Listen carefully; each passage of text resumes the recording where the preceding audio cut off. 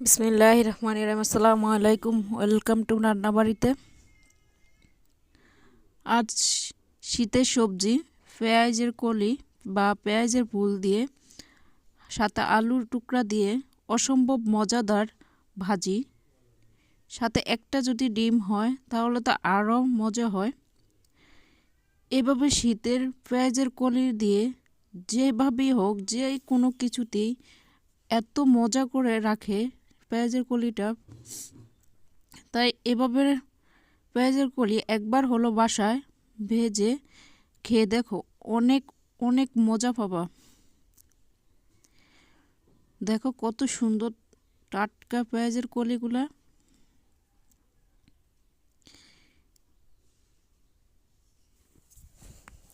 এখন এগুলাকে সুন্দর করে কেটে নেব। এভাবে টুকরো টুকরো করে কেটে সুন্দর করে ধুয়ে একটা ঝাঁকাতে রেখে দেব।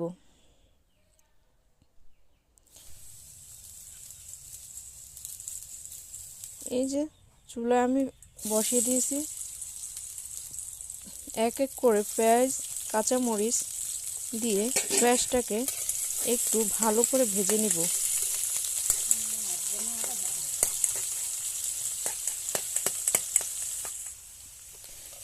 যখন পেঁয়াজটা ব্রাউন কালার হয়ে আসবে তখনই একটু স্বাদ অনুযায়ী লবণ দিয়ে, হলুদ গুঁড়া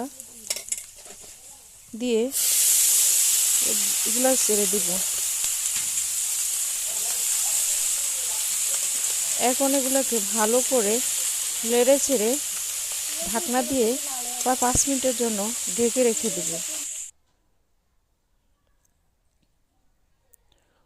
অনবরত লাড়তে হবে যাতে নিচ থেকে পুড়ে না যায়।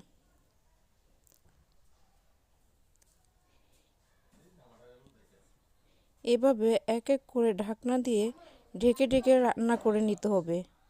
এটাতে এক্সট্রা কোনো পানি দেওয়া লাগবে না, এটা তেলের মাধ্যমে ভেজা হয়ে যাবে। অলমোস্ট আমার রান্না হয়ে গেছে। এখন আমি একটা ডিম, বড় সাইজের একটা ডিম দিয়ে দিয়েছি। ছোট হলে, ডিমের আকারটা ছোট হলে 2টা ডিম দিতে হবে। এভাবে বাসায় একবার হলো ট্রাই করে খেয়ে দেখো, সত্যি বলছি অসম্ভব মজা হয়। খুব অল্প সময় ঝুরঝুরে পেঁয়াজের কলি ভাজা শীতের সবজি দিয়ে খেয়ে দেখো। এভাবে রান্নাবাড়ির রেসিপি দেখার জন্য ধন্যবাদ। প্লিজ সাবস্ক্রাইব করো, শেয়ার করো, পাশে থাকো।